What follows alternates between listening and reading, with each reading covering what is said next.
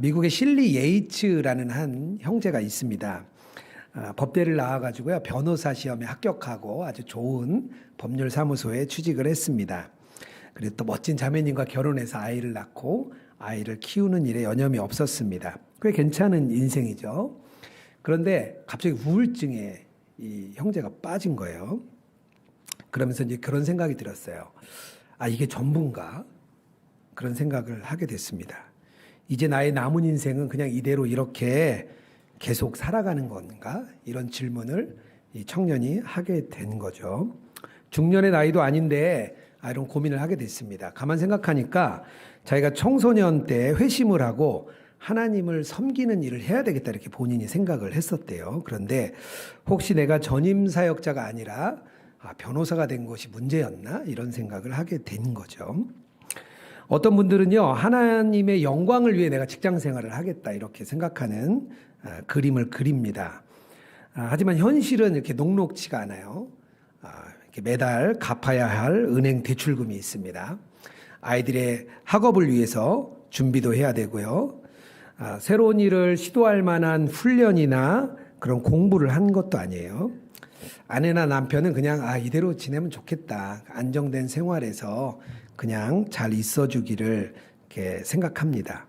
그러면 다시 어쩔 수 없이 체념하고 그래 다시 사는 거지 뭐 그러면서 진흙탕 같은 일상으로 다시 이렇게 들어갑니다. 그리고 거기서 헤어나올 수 없는 지루함에 답답함에 이제 살게 되는 거죠. 우리 인생의 모습을 이렇게 좀 축약해 놓은 그런 글들이 많이 있습니다. 꼭 뭐 인생을 돌아보지 않더라도요, 우리가 한 해만 내가 되돌아봐도 내가 연초에 생각했던 그런 계획들과 또 그동안 1년 동안 살았던 나의 모습을 보면 예수님과 내가 동행하며 살지 못했구나 그런 생각들을 우리가 많이 하게 됩니다. 제가 지난 설교에서 십자가 복음이 내 복음이 되는 것, 그게 우리가 예수님 안에 있는 거라고 말씀드렸는데요. 우리가 예수님 안에 있으면요, 우리 삶에 변화가 일어납니다. 어떤 사람은 아주 천천히, 또 어떤 사람은 아주 빠르게 일어납니다. 어떤 사람은 아주 많이 일어나고요, 어떤 사람은 아주 조금 변화가 일어나게 됩니다. 그런데 예수님 안에 있다고 이렇게 고백하는 우리 그리스도인들이요, 나의 일상에서 나의 내면과 나의 실제 삶에 이렇게 괴리감이 너무나 큰 걸 많이 느낍니다. 그리고 나면 왜 나는 믿음대로 살지 못할까? 그런 마음이 우리가 얻게 되죠. 우리가 예수님 안에 이렇게 있게 되면 삶의 변화가 일어나야 되는데요, 그렇지 못할 때 일어나는 당혹감이 있습니다. 아이들이 새롭게 태어났는데 만약에 자라지 않는다고 한번 생각해 보세요. 아마 부모는 굉장히 안타까운 마음으로 그 아이를 위해서 어떤 의료 행위를 다 하게 될 거예요.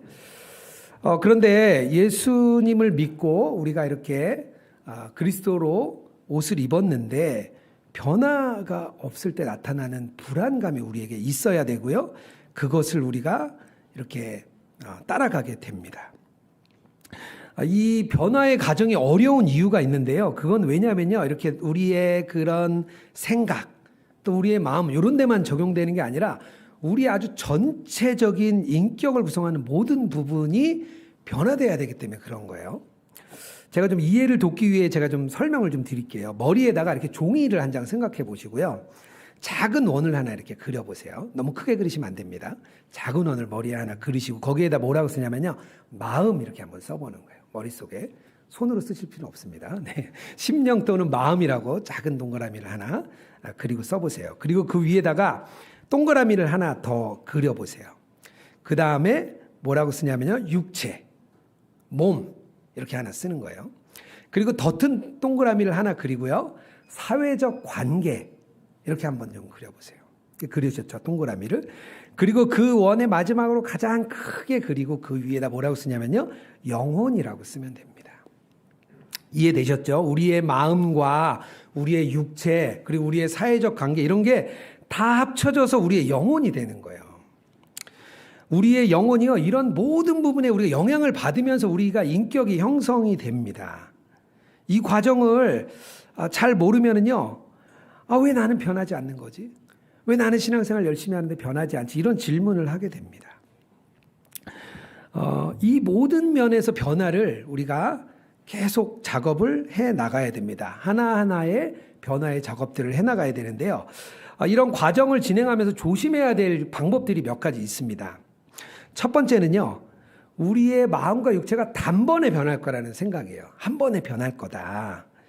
마치 요란하게 뻥 하면서 변화될 거라는 생각입니다. 과정은 필요 없어요. 그냥 내가 갑자기 변해서 좋은 사람이 되는 거죠. 아주 수동적인 그런 마음인데요. 2007년에 한국교회에 어떤 일이 있었냐면요. 평항대붕 1907년에 100주년이 되는 해였습니다. 왠지 100주년이니까 뭔가 일어날 것 같잖아요. 그래서 모든 사역단체와 교회들이 앞다투어서 이런 행사를 했습니다. 이 모든 예배를 열었는데요. 목소리가 다 달랐어요. 참된 회개와 부흥이요. 우리가 날짜를 정하고 시간을 정하고 사람들을 모은다고 일어나지는 않았습니다. 마치 어떤 공식에다가 회개하면 부흥이 일어난다. 이런 공식에 뭔가를 대비시켜서 나타나라고 생각을 했는데요. 그런 일은 일어나지 않았습니다.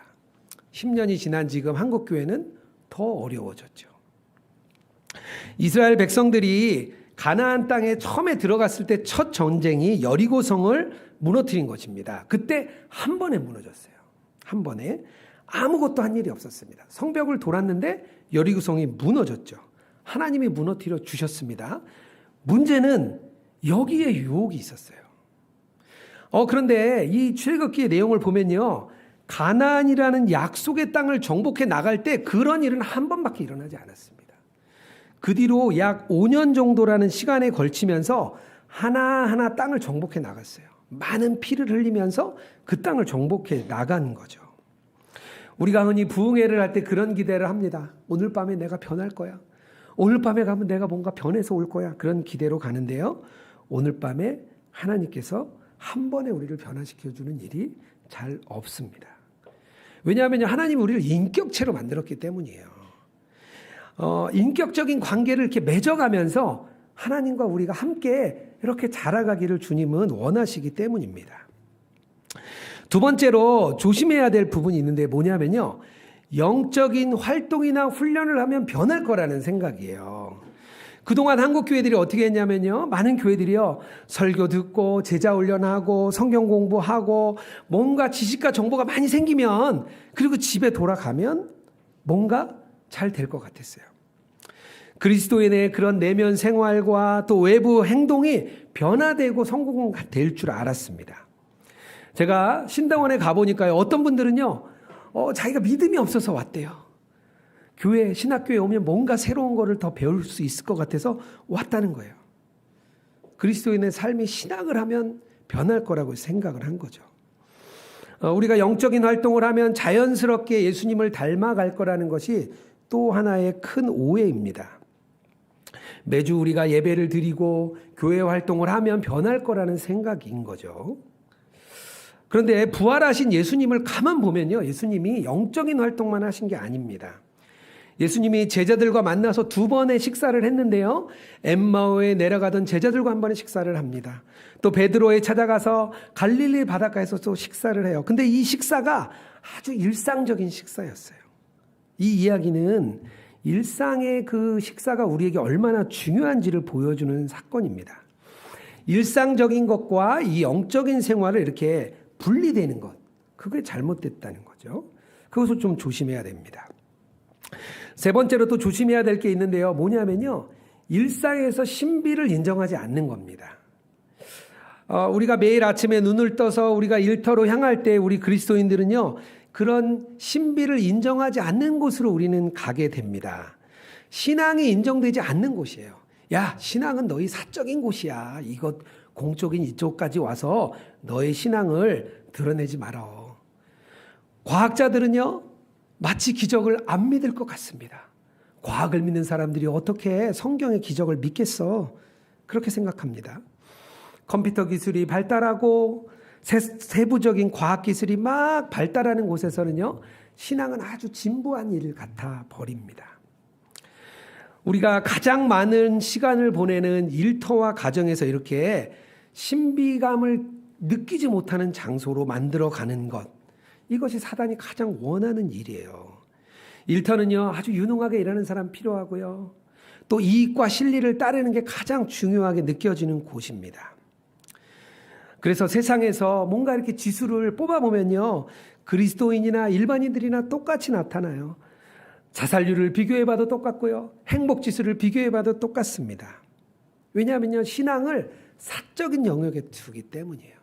그곳에서는 공적인 영역에서는 신비가 일어나지 않을 거라는 단서를 두고 있기 때문입니다. 이런 것들을 조심해야 됩니다. 내년의 제목이 저희가 라이프 위드 지저스라는 저희의 전체 우리 교회의 주제를 삼았습니다. 라이프 위드 지저스는요, 결국 그리스도를 이렇게 우리가 옷 입는 과정입니다. 우리의 삶 전체를요, 그리스도 안을 이렇게 쑥 가지고 우리가 들어가야 돼요. 예수님께서 우리에게 죄를 사해 주시려고만 온 게 아니에요. 죄 사함의 복음만을 우리에게 주시기 위해 온 거 아닙니다. 세상에서 그리스도인들이요, 풍성하게 살아가기를 원하시기 위해 이 땅에 오셨습니다. 그래서 우리의 마음과 육체와 사회적 관계, 이렇게 모든 부분에서 변화되는 것을 하나님이 원하십니다.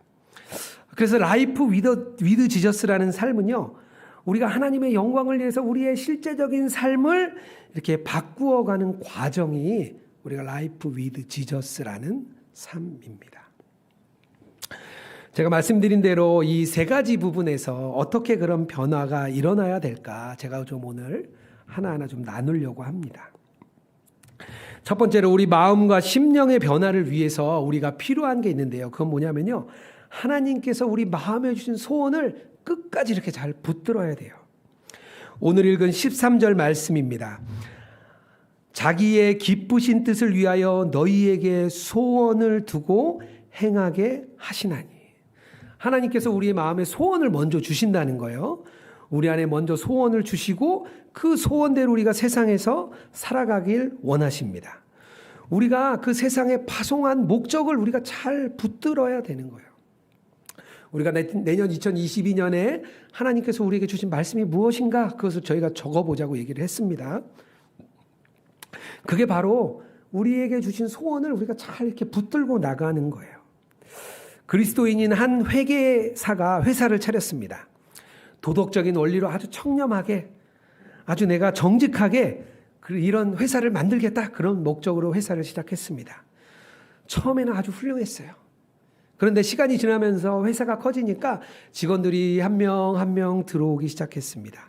함께 운영하는 사람들이 많아지니까요, 돈벌이와 성공에 급급해지기 시작했습니다. 뭔가 직장의 목표가 바뀌어버린 거죠. 유럽에 가면요, 위대한 성인들을 이렇게 기념하는 교회와 장소들이 많이 있습니다. 그곳에 가면 옛날 성인들이 살았던 그런 모습들이 많이 담겨져 있습니다. 그곳을 기념하는 기념품도 많이 팔아요. 그런데요, 그곳에 있는 분들은요, 아무도 성인의 성품을 닮은 사람은 없습니다. 그리고 그곳에 성인의 성품이 나타나는 것도 없어요. 그곳에 남아있는 건요, 오로지 상업행위, 물건을 팔고 또 그것에 물품을 사가게 하는 그런 행위만 남아 있습니다. 교회 안에 끝이 좋은 사역자가 별로 없다, 이런 얘기를 합니다. 한국에서 아주 유명한 우리 대학교 선교단체가 있었습니다. 그 선교단체에 위기가 왔어요. 그 목사님과 담당 간사님들이 며칠을 금식을 위해서 기도원에 들어갔습니다.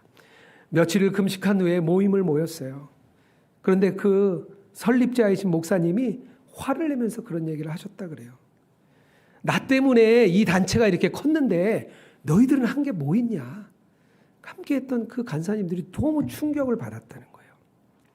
그 단체는요, 힘을 잃었습니다. 지금은 이름이 거의 유명무실해졌어요. 처음에는요, 우리가 하나님의 주신 소원을 우리가 잘 붙들어요. 잘 붙들어요. 그리고 뜨거운 헌신이 일어납니다. 그러고 나면 뭔가 성과가 이루어져요. 외적인 성과가 이루어집니다. 외적인 성과가 이루어지면요, 성취감이 또 생겨요. 성취한 일에 대한 책임감도 생깁니다. 책임감과 성취감이요, 하나님이 주신 소원이 아니라 우리가 해야 될 일들로 방향을 바뀌게 해버립니다. 남유다의 우시야라는 왕이 있었어요. 하나님이 보시기에 아주 정직하게 행했던 사람입니다. 역대하 26장 4절에서 5절이에요.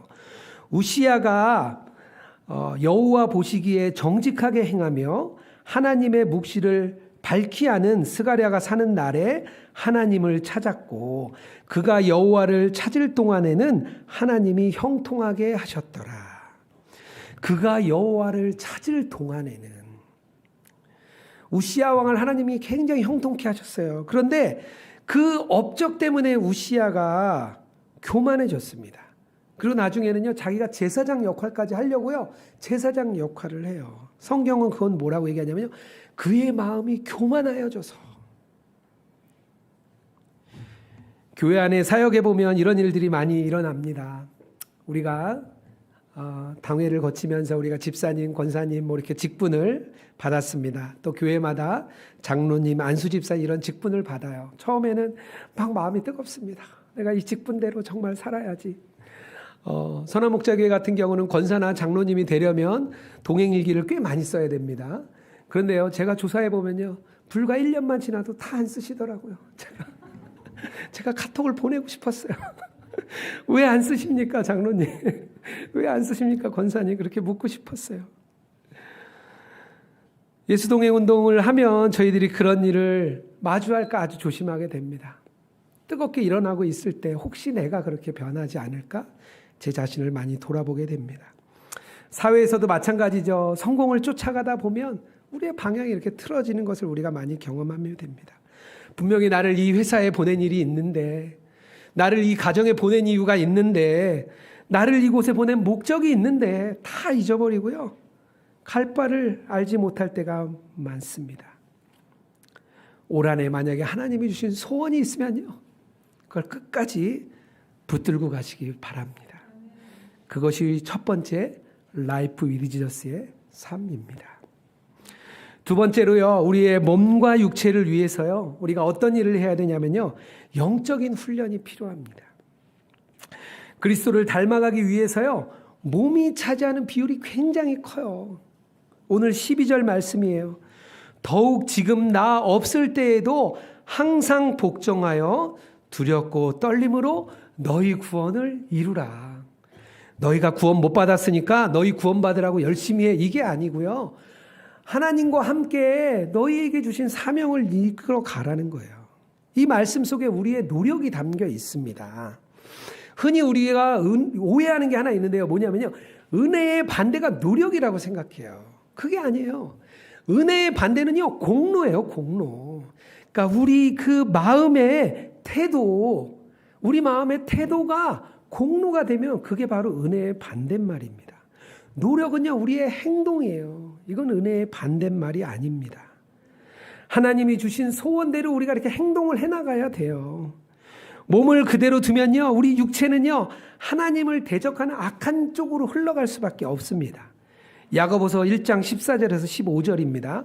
오직 각 사람이 시험을 받는 것은 자기 욕심에 끌려 미혹됨이니 욕심이 잉태한 즉 죄를 낳고 죄가 장성한 즉 사망을 낳느니라. 어떤 사람은요, 모든 죄의 문제를 사탄 때문이야, 세상 때문이야 이렇게 얘기하는데 그렇지 않아요. 우리 마음에 있는 욕심과 죄가 밖에 있는 세상과 딱 만나서 스파크가 튈 때 죄가 되는 거예요. 우리 마음 안에 죄를 일으키는 스파크가 있습니다. 이런 욕망에 그 고질화된 이 습관들을요, 하나하나 이렇게 극복해 나갈 때 우리의 힘으로, 우리의 노력만으로는 할 수 없습니다. 주님을 의지하는 그 의지를 가지고 훈련을 이렇게 해 나가야 돼요. 새로운 임재를 이렇게 막 경험하면요, 어떤 일이 생기냐면요, 믿음으로 우리의 몸을 그리스도께 복종시키는 일을 우리가 하게 됩니다. 처음에는 아주 작은 것부터 해나가기 시작하다가요, 나중에는 큰 일도 할 수 있습니다. 우리의 낡은 육체를 이렇게 뒤로 보낼 수가 있는 거예요. 우리 안에 있는 이 죄의 동작들을 그리스도의 동작으로 이렇게 대체를 계속 해나갈 수 있습니다. 그런 거를요, 십자가를 진다고 얘기를 해요. 바울 사도가 날마다 내 십자가를 지라 말하는 게요, 바로 죄의 문제와 싸우는 거예요. 교회 안에는 그런 영적인 훈련들이 굉장히 많았습니다. 예수님도 제자들에게 그런 훈련을 굉장히 많이 시키셨어요.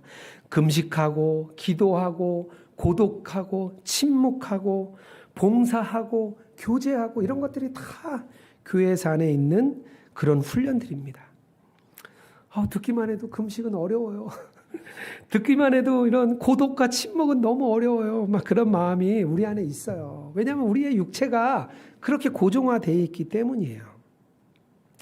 라틴어에 습관이라는 뜻이 있는데요. 그게 무슨 단어로요. 하비투스라는 뜻이 있습니다. 하비투스. 영어로 헤빗이죠. 헤빗. 습관이라는 뜻인데요. 이 영어의 헤빗이 버릇, 습관 이런 뜻도 있고요. 또 무슨 뜻이 있냐면요. 수도사들이 입는 옷, 그게 바로 습관이에요. 헤빗이라는 거예요. 하비투스라는 옷이에요. 수도사들이 매일 똑같은 옷을 입었어요. 그리고 아침에 일어나면 일과가 매일 똑같습니다. 기도하고 노동하고 기도하고 휴식하고 또 일어나서 기도하고 노동하고 기도하고 휴식하고 똑같은 일을 계속 반복했어요. 그래서 그 수도사들이 입는 옷을 하비투스라고 이렇게 이야기를 했습니다. 그래서 하비투스는요, 매일 똑같은 시간에 일어나서 똑같은 일을 반복한다. 그래서 습관이 된 거예요. 영적인 습관을 쌓아가는 일이 굉장히 비슷합니다. 매일 같은 시간에 기도하고 말씀 읽고 묵상하고 같은 시간에 동행일기 쓰는 거, 이게 영적인 하비투스를 입는 거예요. 올 초에 성경 통독 카톡방이 열렸습니다. 제가 보니까 한 34명 정도가 참여해서 막 참여를 하셨어요. 읽은 사람이 첫 번째 이모티콘을 올리면 또 읽은 사람도 이모티콘을 막 올렸어요. 서로 확인해 주고요. 오늘 마지막 날이라고 서로 막 감사하다고 뭐 수고했다고 막 이렇게 막 해줬습니다. 또 만들죠? 네, 또 만드신대요. 네. 우리 스스로 영적인 루틴을 이렇게 쌓아야 되는데요. 그럴 수 없으면은요, 배수진을 쳐야 돼요. 그래서 그곳에 나를 이렇게 묶어야 됩니다. 또 함께 이렇게 함께할 영적인 페이스메이커들, 같이 하는 사람들을 많이 만들면 좋습니다. 같이 하면 우리 나는방 교회, 우리 가족들, 또 우리 예수동행 가족들과 함께 이렇게 만드는 거예요. 영적인 하비투스를 우리가 입어야 돼요. 이 육체의 영성훈련, 이게 바로 두 번째 라이프 위드 지저스의 삶입니다. 세 번째로 사회적 관계에서는 우리가 또 어떻게 해야 되냐면요, 우리가 낮은 자가 돼야 됩니다. 14절이에요. 모든 일에 원망과 시비가 없이 하라. 이는 너희가 흠이 없고 순전하여 어그러지고 거스르는 세대 가운데서 하나님의 흠없는 자녀로 세상에서 그들 가운데 빛들로 나타내며, 이 말씀을 살아내는 유일한 방법이 하나 있는데요, 낮아지는 거예요. 왜냐하면 이런 삶이요, 세상의 방법과는 정반대가 되기 때문입니다. 세상은요, 높아져야 돼요. 더 높이 올라가야 돼요. 승진해야 돼요. 성공해야 돼요. 더 많은 분을 얻어야 됩니다. 다 윗자리에 있고 싶지 낮은 자리에 있고 싶은 사람은 없습니다. 우리 그리스도인들도 그러니까 이 세상 문화에 똑같이 살아갈 수밖에 없어요. 하지만 예수님의 삶을 살아보면요, 우리가 지난주에 예수님의 성탄절을 맞이했는데요, 예수님은 낮은 곳으로 오셨습니다. 구유의 낮아짐으로 오셨는데요, 그 낮아짐은요, 시작일 뿐이에요. 더 낮아지고 낮아지고 낮아지셔서 십자가까지 가셨죠. 그곳에서 아주 치욕과 수모를 경험하셨습니다. 루터는요, 십자가에 달리신 예수님을 뭐라 그러냐면요, 세상에서 어리석은 지혜다, 그렇게 표현했어요. 예수님이 광야에서 첫 번째 사단에게 그렇게 시험을 받습니다. 그때 사단이 뭐라 그러냐면요, 내가 너에게 영광을 주겠다, 이렇게 얘기를 해요. 자신을 높이는 거예요. 세상에서 영광을 얻는 거예요. 그걸 내가 너에게 주겠다 이야기를 합니다. 하지만 예수님은 그것을 반대하고 계속해서 낮은 삶을 살아가셨죠. 마지막 만찬 때에 이런 일이 일어납니다. 예수님이 죽음을 앞두고 마지막 그 만찬을 하는데요, 제자들이 싸워요. 마지막 만찬을 주면서 이것은 내 몸이야, 이것은 내 피야 하는데 제자들은요, 막 싸웁니다. 아무것도 모르는 제자들은 네가 크냐 내가 크냐 그리고 싸우는 거예요. 누가복음 22장 27절입니다. 앉아서 먹는 자가 크냐, 섬기는 자가 크냐, 앉아서 먹는 자가 아니냐, 그러나 나는 섬기는 자로 너희 중에 있노라. 누가 크냐 싸우는 예수님은 나는 너희에게 섬기는 자로 있다 이야기를 하는 거예요. 큰 사람은 모든 사람을 섬기는 사람이 큰 사람이야, 이렇게 이야기를 합니다. 종의 마음이 되면요, 관계가 좀 바뀌게 됩니다. 만약에 내가 종이라면요, 내 안에 있는 탐심, 이거는요, 사치예요. 마땅히 대우받아야 돼, 이런 생각도요, 사치가 되는 겁니다. 내가 대우받지 못할 때 아주 분합니다. 어떤 자리에 갔는데 아주 나를 서운하게 하면 아주 내 마음이 어려워요. 그럴 때 다르게 반응하겠죠. 왜냐면 종이니까요. 회사 안에서 승진하지 못했을 때, 어려움을 당했을 때 종의 마음을 품으면요, 다르게 내가 반응할 거예요. 가정에서도요, 종의 마음을 품으면 섬기는 게 달라집니다. 서로 가정에서 싸우는 이유가 누가 결정권자가 될 거냐, 그걸로 싸우잖아요. 서로 누가 더 집안일을 덜 할 거냐, 그걸로 싸우잖아요. 교회에서 일어나는 많은 싸움들도 보면요, 내 생각을 관철시키려고 교회 안에서 싸움이 됩니다. 제가 예전에 직장 생활할 때 돌아보니까 제가 참 열심히 했더라고요. 라이프 위드 지저스 생각하면서 옛날 직장 생활을 많이 생각했어요.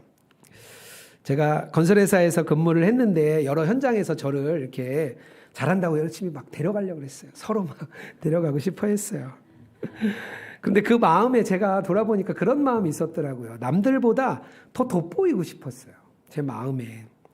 다른 사람이 잘하면 오히려 마음이 불편해요. 그리고 제 후임자가 저보다 못하면 그럼 그렇지, 내가 잘했지, 그런 마음이 제 안에 계속 있었던 걸 제가 깨달았어요. 근데 그때 제가 말씀을 읽다가 하나님이 저에게 주신 마음이 있는데요, 저에게 낮은 마음으로 섬기라, 그런 마음을 저에게 불현듯 주셨어요. 그게 뭐가 있을까 생각하다가요, 사무실에서 남들이 귀찮아하는 일, 어려워하는 일, 이런 일 내가 좀 해야 되겠다. 그래서 제가 그 일들을 막 섬겼습니다. 처음엔 되게 기쁘더라고요. 그런데 제 머릿속엔 이런 그림이 있었어요. 내가 막 그런 어려운 일을 하면 다른 사람들도 와서 같이 막 섬기고 막 웃으면서 우리 고된 일을 같이 하는 거지. 그렇게 생각을 했는데요, 하다 보니까 전혀 그렇지 않은 거예요. 제가 하니까 아무도 안 하더라고요. 현장 사무실에서 제가 그때 한 10여 명 정도 직원이 있었는데 제가 직위가 그때 한 2번째 정도 위치에 되는 직위였어요. 그러니까 제 마음 안에 그런 막 어려움이 계속 올라오는 거예요. 내가 이 정도 하는데 후배들 많은데 저것들이 왜 아무것도 안 하지? 내가 하면 좀 와서 달라붙어서 같이 좀 치워줘야 되는데 왜 그것들 안 하지? 하면서 다른 사람들 괜히 막 밉고 차라리 막 얄밉고 그런 거예요. 그래서 제 마음에 차라리 하지 말걸. 왜 내가 나가줘야 지겠다 해가지고 내 마음에 괜히 죄만 쌓고 이게 뭔가 그런 생각이 들었어요. 그러면서 낮아지는 게 참 어렵구나, 그런 생각을 제가 그때 했습니다. 낮아지는 일이 쉽지 않아요. 우리 다 사회에서 생활하시니까 너무나 더 잘할 것 같습니다. 하지만 이게 사회적인 관계에서 우리가 가져야 될 그런 자세입니다. 그게 바로 세 번째 라이프 위드 지저스의 삶입니다. 그리스도로 이렇게 옷 입는 삶을 위해서요, 제가 오늘 세 가지를 얘기했습니다. 우리의 마음, 또 육체, 또 사회적인 관계에서 어떻게 변화되어야 되는가 이야기를 했어요. 시간이 많으면 막 더 이야기하고 싶습니다. 하지만 오늘 시간상 세 가지만 제가 오늘 이야기해요. 그런데 문제가 있어요. 문제가 뭐냐면요, 하고 싶은데 안 되는 거예요. 열심히 하고 싶은데 안 되는 게 사실 우리의 가장 어려운 점입니다. 그래서 이 모든 것 위에 필요한 게 바로 은혜입니다. 은혜. 예수님을 닮아가는 삶, 그리스도로 옷 입는 삶에 가장 필요한 게 있다면 바로 은혜죠. 그래서 이런 과정 속에서요, 은혜 없이 행동에만 이 초점을 맞추면은요, 가장 치명적인 율법주의가 됩니다. 다른 사람도 죽이고요, 나도 죽어요. 다 죽어 오히려. 어거스틴이 은혜가 우리 안에서 어떻게 작용하는지 은혜의 점진성을 이야기했어요. 은혜가 먼저 우리에게 죄사함을 줍니다. 그러면서 하나님과 이 막혔던 관계를 딱 풀어주면서요, 하나님과 관계를 형성시켜 줍니다. 장벽을 완전히 제거해 주는 거죠. 그리고 그 다음에 은혜가 우리에게 이렇게 생명을 전달합니다.